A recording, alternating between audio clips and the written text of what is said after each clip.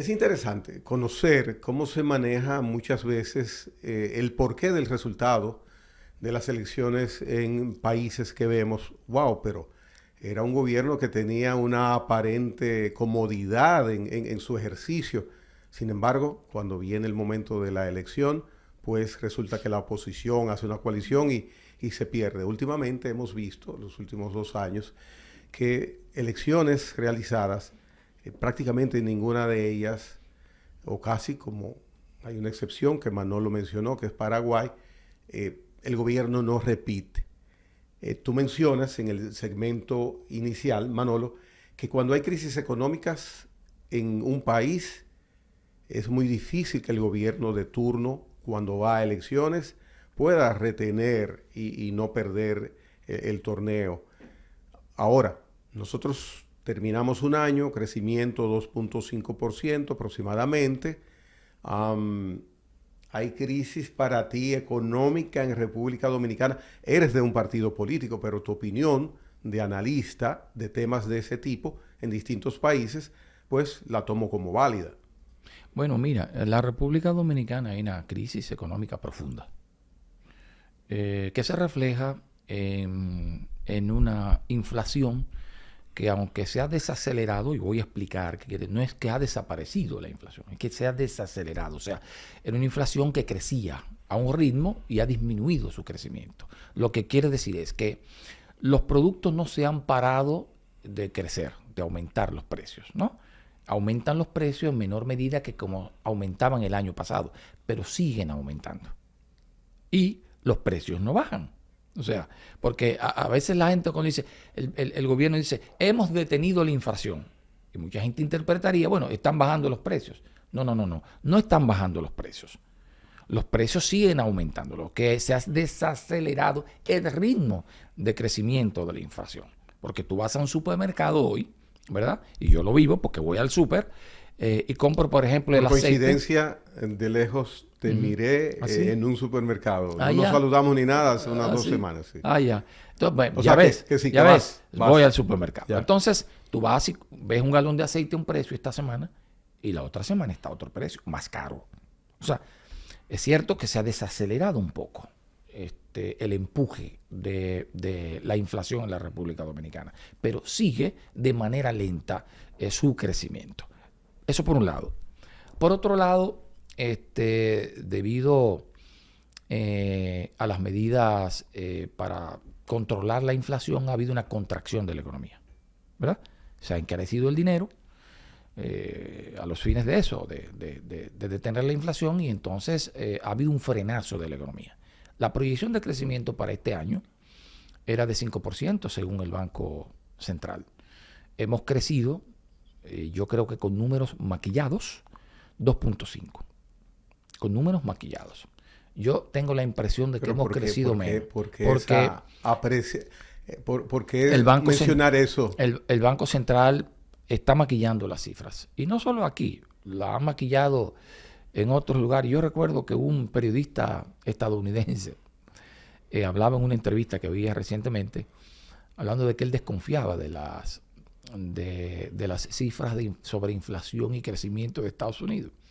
Y decía, yo soy periodista que manejo el área económica, tengo años, décadas manejando eso, y sé cuándo se maquillan las cifras para mostrarle al país que la situación va bien. Entonces, Manolo, el administrador del Banco Central, que es el responsable de la cifra, a final de cuentas, en tu casa el responsable en la parte de hombre eres tú, ni que la mía yo. Entonces, en el Banco Central es Valdés Albizu. Así es. Son más de 20 años al frente del organismo. Sí. ¿Y cuándo empieza esa costumbre de maquillar? ¿Empieza hoy, ayer? No sé. Puede ser que sea antes. Yo no lo sé. No lo puedo decir. Si fue antes... Pero te voy a decir que él planteó el crecimiento el año pasado. Dijo que habíamos crecido un 12%. Todo el mundo sabe que no era verdad. Que eso fue un rebote estadístico. Y que lo cierto fue que crecimos un 4%. Que estaba bien crecer un 4%. Pero quiso venderle a la población que habíamos crecido un 12%. Que el PIB se expandió hacia un 12%. Y eso era falso. Y eso luego tuvo que admitirlo el propio Banco Central y lo colocó en su página. Entonces, intentó manipular a la opinión pública como este gobierno intenta manipular a la opinión pública con muchas cosas. Este es un gobierno de mitómanos. Miente, manipula y está jugando a esto que ahora se define como la posverdad. O sea, ellos tienen una verdad que se contrasta con los hechos y quieren imponer con 8,000 millones de pesos invertidos en promoción, quieren imponer un relato que no se corresponde con los hechos para venderle al país que estamos bien y que la economía va bien y que la inflación está controlada y los indicadores muestran todo lo contrario. Crecimiento proyectado un 5. El mismo Banco Central dice que crecimos la mitad. La inflación sigue su curso.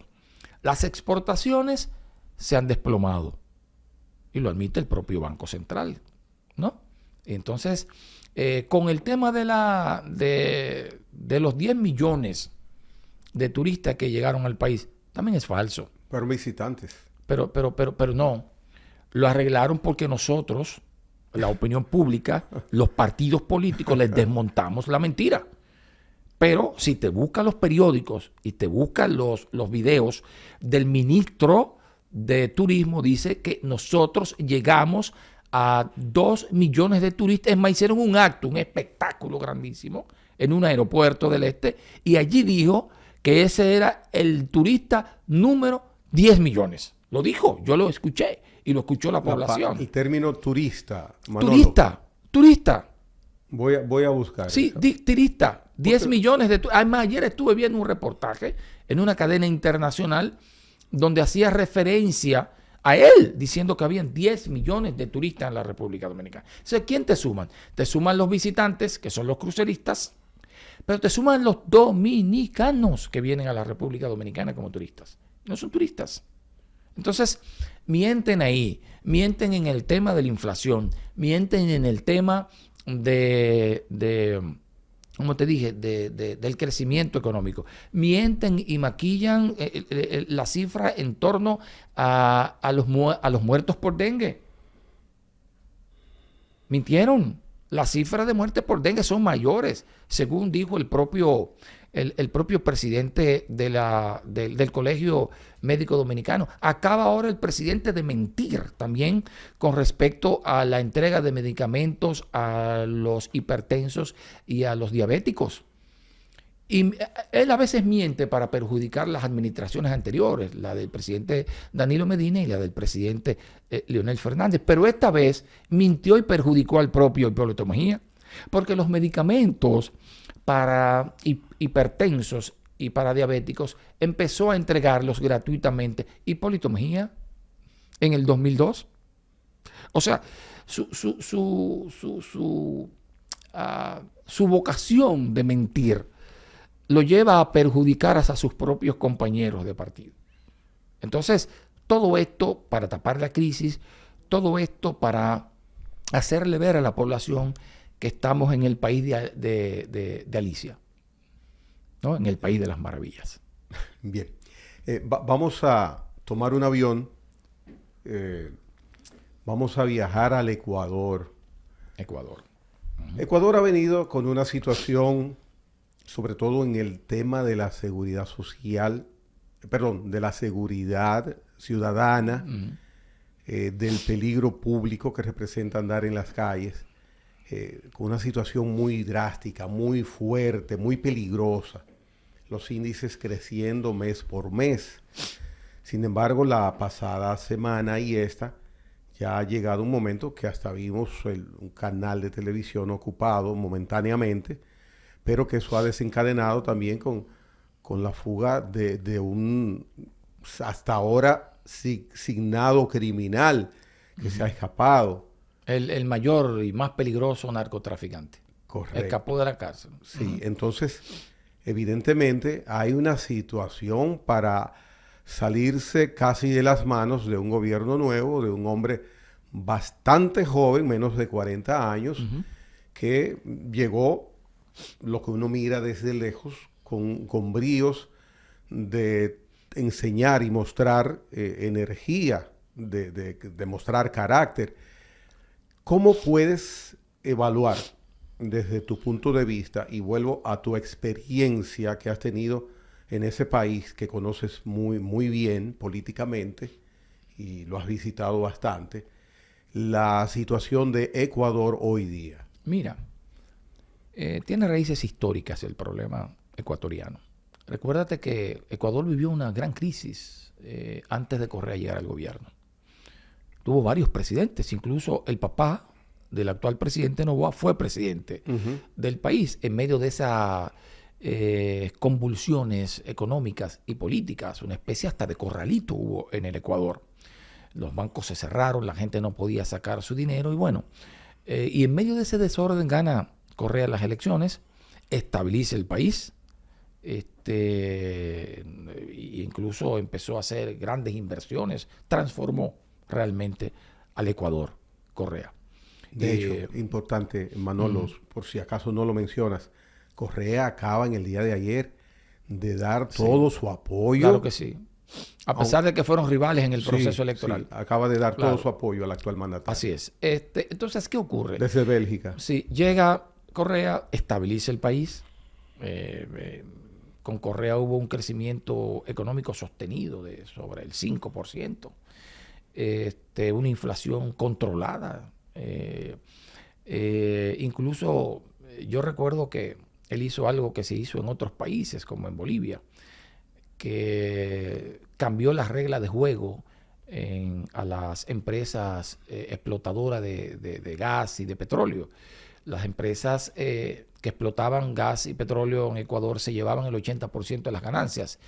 Y con él cambió el contrato y el 80% entonces quedó en manos del Estado. Fue histórico, y el 20% quedó en manos de las transnacionales, lo que le permitió tener dinero suficiente para financiar aquella revolución en obras de infraestructura, en invertir en educación y todo aquello que creó un Ecuador diferente, moderno, más próspero, donde la clase media creció. Pero ¿qué ocurre? Luego él promueve a Lenín Moreno, su vicepresidente. Lenín Moreno lo traiciona y empieza a perseguirlo. Y adopta políticas contrarias a lo que él representó siendo vicepresidente. Decidió asumir las políticas neoliberales y se alió a la oligarquía tradicional ecuatoriana. ¿Y qué se plantea esa oligarquía? Entre la cual estaba Lazo, que se enfrentó a Correa y había perdido, ¿no? Bueno, pues él se alió con los enemigos de Correa al asumir el poder, después de Correa hacerlo presidente, y cualquier parecido con otra situación es pura coincidencia.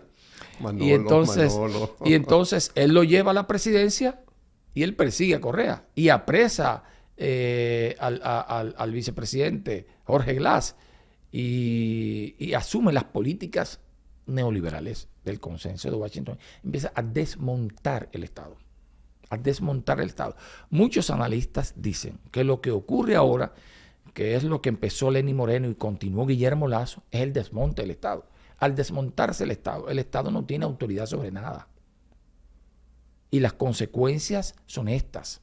Un Estado, diríamos, inexistente, un Estado que se circunscribe a regular algunas cosas y dejó en manos del mercado todo el país. Y que todo el mundo hiciera lo que le dé la gana. O sea, la sociedad libertaria, como dice Milei. Entonces, esta sociedad se fue, este Estado se fue profundizando y ha desembocado en esta crisis. Una tremenda crisis que obviamente, como tú dices, ha encontrado el respaldo del presidente Correa. Pero déjame decirte que hay un hecho que poca gente conoce. Noboa, el actual presidente, quiso ser candidato de la Revolución Ciudadana de Correa. Sí. Sí, en su momento. Él se acercó y quería ser candidato. Bueno, no pudo ser candidato porque ellos le cuestionaban algunas cosas de negocios y no pudo ser el candidato, pero sí ellos ya habían tenido un acercamiento. O sea que no es nuevo el hecho para mí de que Correa, a pesar de que se enfrentaron en las elecciones, con la candidata del presidente Correa, que era Luisa, a pesar de que se enfrentaron, que él le diera su respaldo, porque ya hubo antes del proceso electoral, un acercamiento entre ellos. Me gustaría, ya saliendo del tema de la crisis de Ecuador, antes de irnos, despedirnos de ese país, por la importancia que reviste la figura de Rafael Correa, que tú le dediques un minuto. ¿Está Rafael Correa desterrado de la posibilidad de gobernar Ecuador? De hecho, de su suelo, de su lar, está excluido, vive en Bélgica. Así es. Entonces, con riesgo de tener una situación judicial que no sé en qué punto está, se morigeró, tengo entendido un poco. Claro, porque los expedientes se han empezado a caer. Ya. Entonces, como se cayeron con Lula. El futuro político de Rafael Correa en Ecuador, ¿cómo lo vislumbras? Mira, Rafael Correa tiene un gran peso en la sociedad ecuatoriana por el gobierno que hizo. O sea, fue Correa que estableció ese país. Fue Correa que le dio prosperidad a ese país. Luego de tantos años de situación, de crispación social, de problemas económicos, de volatilidad de la economía, le dio estabilidad y le dio prosperidad. Y eso evidentemente que quedó sembrado en el corazón de mucha gente y sobre todo de los más pobres, clase media y los más pobres del país. Y tanto es el liderazgo, tan fuerte es el liderazgo de Correa, que durante la campaña de Luisa, los mensajes él tenía que hacerlo. Él hacía campañas de promoción, spot publicitarios, como si él fuera candidato, sí, para endosarle la popularidad a Luisa, y obviamente eso llevó a Luisa a casi ganar las elecciones. Bueno, ganó en la primera vuelta. Ganó en la primera vuelta y casi gana en una segunda vuelta. Lo que quiere decir que el liderazgo de Correa es muy sólido. Y uno no puede descartar, que, yo nunca descarté la posibilidad de que Lula volviera, que Correa pueda retornar al poder, porque su liderazgo es muy fuerte en Ecuador. Quiero ya en la parte casi de retirada de este conversatorio de la hora con Gregory, Manolo, que le dediques un tiempo a un país que particularmente le doy bastante seguimiento a cualquier situación que se presente, sea política, social, hasta artística, porque es un país con el que me identifico bastante, sobre todo con la calidad y la composición de su gente. Colombia, Gustavo Petro. ¿Qué ha sido Gustavo Petro desde que asumió el poder? Bueno, Gustavo Petro yo creo que ha hecho un gran esfuerzo por reconciliar esa sociedad. Una sociedad bastante dividida, ¿verdad? Por la guerrilla. Desde aquella situación en la que fue asesinado Gaitán, en el 1946, ¿verdad?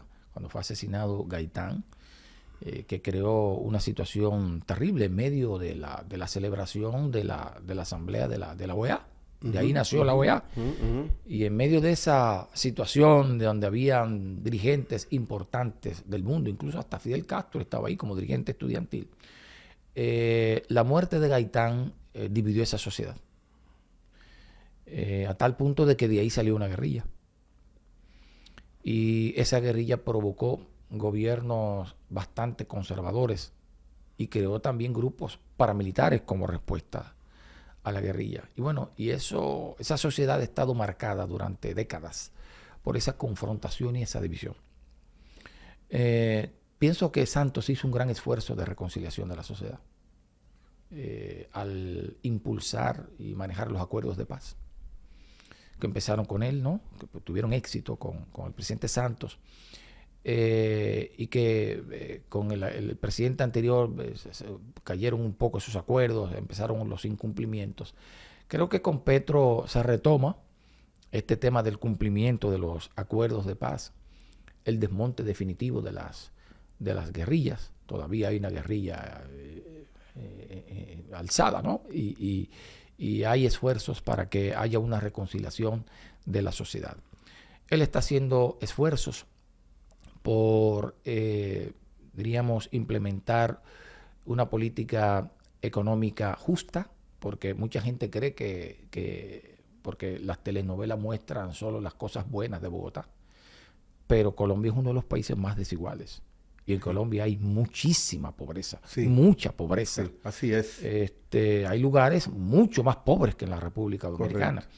Y la gente no lo ve, porque lo que se difunde de allí, las telenovelas, los edificios de Bogotá o los edificios de Cartagena, en fin. Pero la verdad es que él tiene ese reto, que es un reto que tienen todos los gobiernos de América Latina, que es tratar de resolver el tema de la desigualdad que hay en nuestros países. Y yo creo que él está encaminado hacia eso. No podemos, yo creo que todavía uno no puede evaluar a ese gobierno porque ha tenido que vivir situaciones bastante difíciles de reconciliación de la sociedad y por lo tanto hay que dar más tiempo para uno evaluar el impacto de sus políticas económicas, el impacto de sus políticas sociales. Y en cuanto a el gran empresariado colombiano, ¿qué piensas que piensa sobre Petro?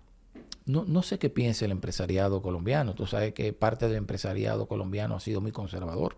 Pero al principio hubo mucho nerviosismo, inclusive sí, algunas evidencias de capitales sacados del país. Claro, y una devaluación de la moneda y todo eso cuando él asumió el gobierno. Pero ya hay más tranquilidad porque, tú sabes, una campaña de descrédito contra la imagen de Petro y contra lo que podía hacer su gobierno y sus medidas económicas. Sin embargo, él no ha tocado capitales, todo lo contrario, está estimulando la inversión extranjera, está incentivando, dando incentivos a los propios empresarios para que puedan, diríamos, manejarse con mayores condiciones y puedan haber, diríamos, un ambiente para la generación de empleo. Entonces, yo creo que la crispación que había en principio en los empresarios y esa miedo que había, esas aprehensiones que habían contra Petro han ido desapareciendo y yo creo que ya hay acercamiento con grupos empresariales para tratar de encaminar a esa sociedad por un rumbo mejor. ¿Piensas que un detalle que es inherente a su esencia, su hijo, que está involucrado en una situación bastante delicada, aunque aparentemente muy definida, esa situación él está distante a que le afecte políticamente, piensas? Mira, es muy difícil que un hijo tuyo haga algo de lo que tú no sepas y no te afecte. Es tu hijo. Y a uno le duelen los hijos. Y la sociedad ve a los hijos como extensión de los padres. Así lo ven. Y aunque tú no sepas de las cosas que haga un hijo, te daña. Y yo creo que eso deterioró un poquito la imagen de Petro en Colombia. Aunque luego se ha ido reponiendo porque con el tiempo la gente se ha ido convenciendo de que Petro no tenía nada que ver con esa situación y por lo tanto el daño que en principio eso le causó a Petro yo creo que ya no se refleja en su gestión de gobierno.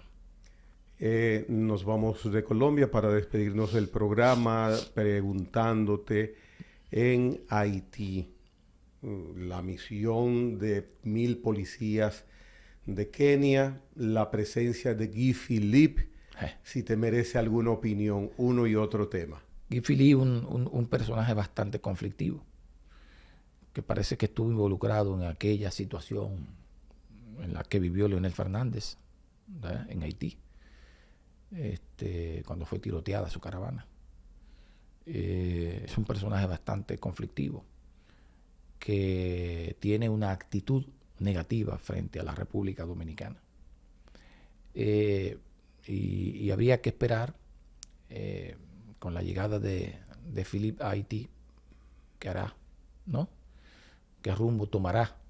Si se convertirá en un líder en Haití o si ya su tiempo pasó. Hay que ver cuál es el desarrollo de los acontecimientos. Con relación a la misión keniana, yo a eso no le veo ni pie ni cabeza. Yeah. Kenia tiene sus propios problemas y esa policía no los ha podido resolver.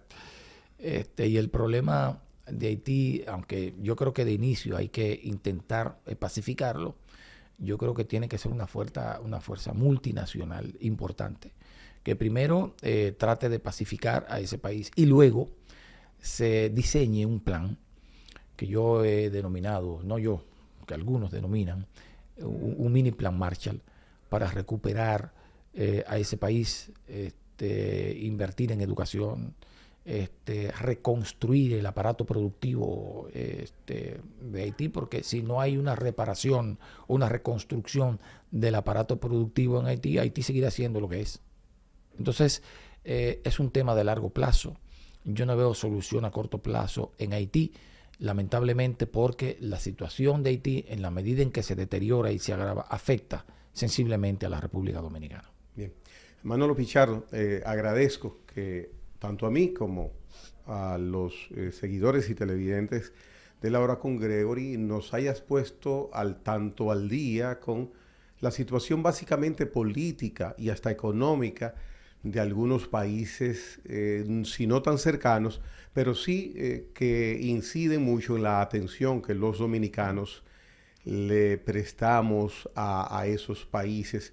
Y de colada hubo un momento que aterrizamos aquí, vinimos a buscar combustible, pero parece que fue verdaderamente etanol de 100 octanos, porque lo que mencionaste fue un poquito encendido. Sí. Muy interesante tus conocimientos, tu capacidad de estos temas, y que estoy seguro el televidente siempre lo valora y lo aprecia, y me satisface y me conviene, porque nadie, estando tú hablando de esos temas, cambia de canal.